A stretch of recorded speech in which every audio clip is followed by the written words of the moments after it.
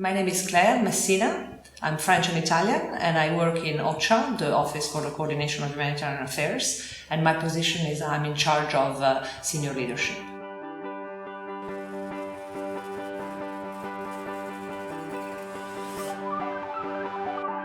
Well, it's the values. It's about what you are, what your life is about. It's really about.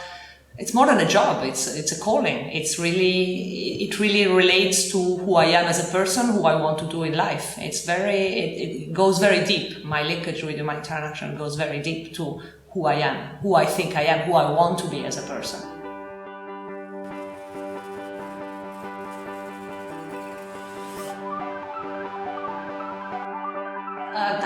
I do remember that when I was a student at Columbia University, I did an internship for an NGO, and that was exactly the time when General Assembly Resolution 46182, the one that led to the establishment of OCHA, was being discussed and was passed. And I distinctly remember reading that resolution and saying, that makes sense. Instead of having all these organizations, UN and non-UN NGOs, doing their piece of, in addition to having all the humanitarian organizations doing their piece of work, isn't it a great idea to have a place where they come together and making sure they work in a coordinated manner so as to achieve collective results? Because clearly no organization alone can achieve humanitarian outcomes alone. So I do remember distinctly that I thought that concept of bringing people together very, very appealing.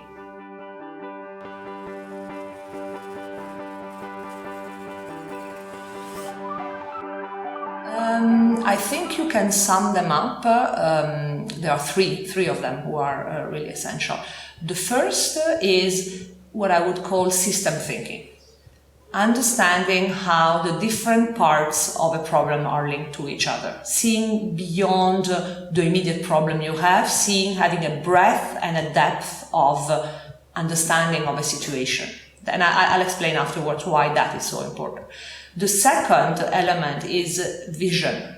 Ability, once you have done that analysis, a broad analysis of a situation, goes beyond the immediate problem at hand, and understanding, and very often the humanitarian situations are very complex, an ability to develop a vision of where you think humanitarian work and action can take us. How far you can go in addressing. I'm not saying solving, but addressing a problem. So having the clarity, being able to look beyond the weeds and have a clarity of vision of what the desirable and realistic end outcome can be. And the third one, fundamentally, is the ability to rally people around you, be there your staff, but also your peers, your stakeholders, your partners, bring them with you, rally them around that vision that you have forged so that together you achieve results. Because no individual, no organization can achieve results alone in environments as complex as the ones where humanitarians were.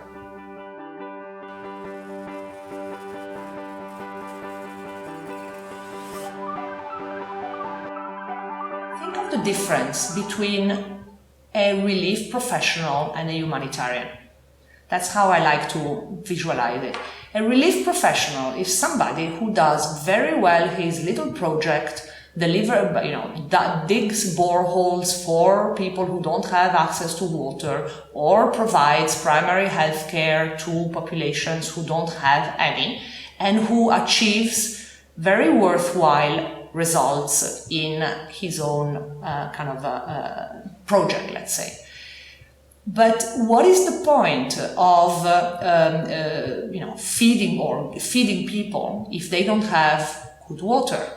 What is the point of curing people if, again, they don't have good water or good food, so that they will fall sick again? So you see that humanitarian, you can't have, so all of the humanitarian actors who do a little piece of humanitarian action, all those little pieces are very worthwhile. But unless you see the bigger picture, your efforts are going to go to waste. Because you can feed people as much as you want. If the reason why children are getting diarrhea is bad water, if your project is only focused on food, you can feed them for 100 years. The children are still going to get sick and die.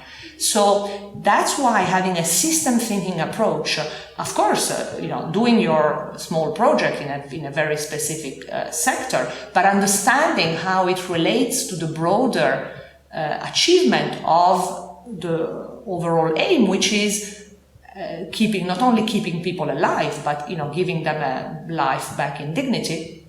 That's why understanding the linkage between your small project and the broader aim is so important. And that's what I mean, that I think is a difference between those who are relief professionals, who do an excellent job at the project level, but never see the bigger picture, never care about the bigger picture, and those who see how their project relates and needs to work in concert with bigger efforts.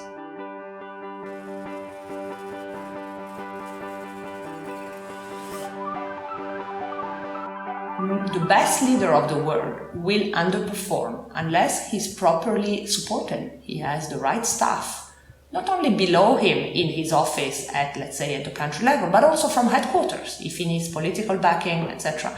And the best leader of the world will underperform if he's not properly managed, because at whatever level you are, you need somebody to give you guidance and to give you feedback on your performance. So this second level is it goes beyond the leader. You can visualize this as a series of concentric circles. First, at the core of your circle, you have the leader.